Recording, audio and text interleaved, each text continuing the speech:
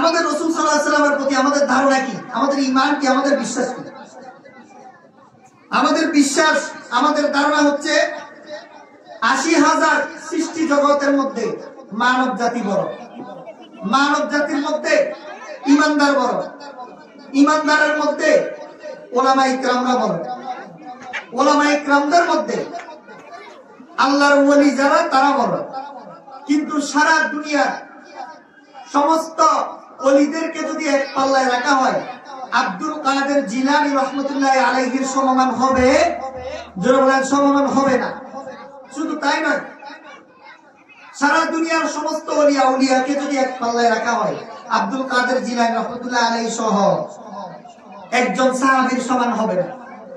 মনে করেন সারা দুনিয়ার যত ওলিয়া উলিয়া আছে, আব্দুল কাদের জিলানী রাহমাতুল্লাহি আলাইহি, মুঈনুদ্দিন চিশতি, বাহাউদ্দিন নকশবন্দি, শিহাবুদ্দিন সরওয়ার্দী, সুলতান বাইজিদ বুস্তামি, কুতুবউদ্দিন কাকি, শরীফে জন্দরি, হাসান বসরি, ইমাম মালিক, ইমাম মুহাম্মদ, ইমাম বুখারী, ইমাম মুসলিম, ইমাম তিরমিজি, ইমাম আবু দাউদ, সারা দুনিয়ার সমস্ত আল্লাহর ওলিদেরকে যদি এক পাল্লায় রাখা হয়, একজন সাহাবীর সমান হবে না।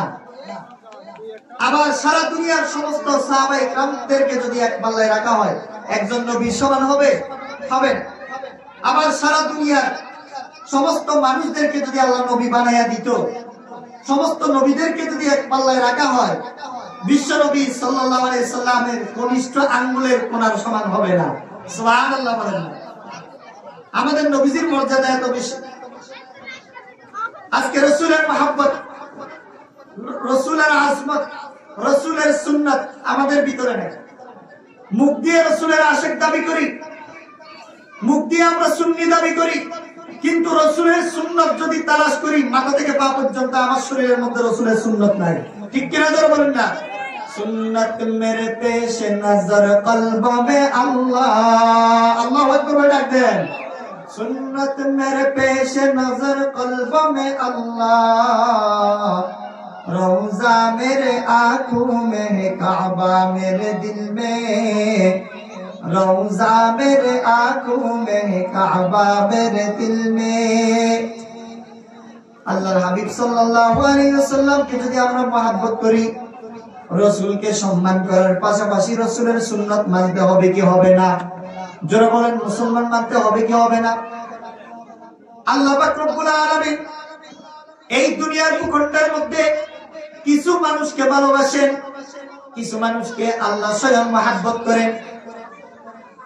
সারা দুনিয়ার মধ্যে একজন আরেকজনকে আমরা মহব্বত করি, পিতা পুত্রকে মহব্বত করি, পুত্র পিতাকে মহব্বত করি, স্বামী স্ত্রীকে মহব্বত করি, স্ত্রী স্বামীকে মহব্বত করি, এক ভাই আরেক ভাইকে মহব্বত করি, মা মেয়েকে মহব্বত করে, মেয়ে মাকে মহব্বত করে।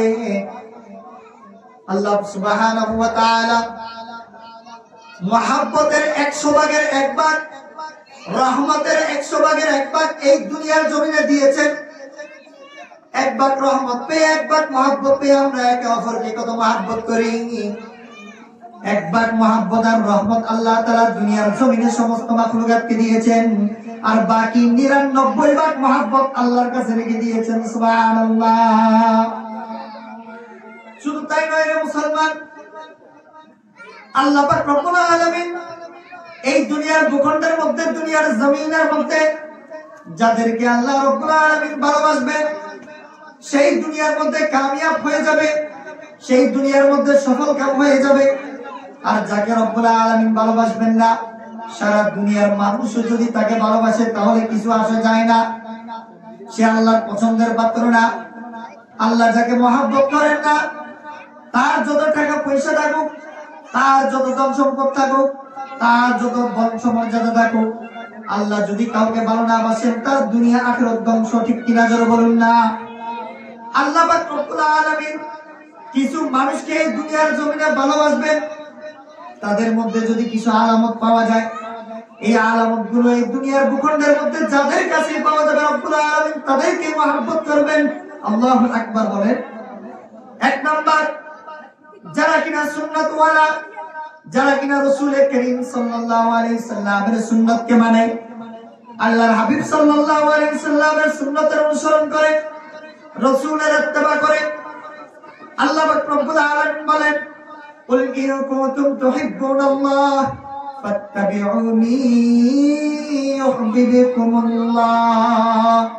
যারা রাসূলের ইত্তেবা করবে আমি আল্লাহ তাদেরকে মহব্বত করব। সুবহানাল্লাহ বলেন। আজকে আমাদের মধ্যে রাসূলের ইত্তেবা নাই, রাসূলের সুন্নাত নাই, কিন্তু রাসূলের সুন্নাতের দাবিদার আমরা সুন্নি দাবি করি, আহলে সুন্নাত ওয়াল জামাত দাবি করি, কিন্তু আগাগোড়া আমার সুন্নাতের কোনো লেস নাই।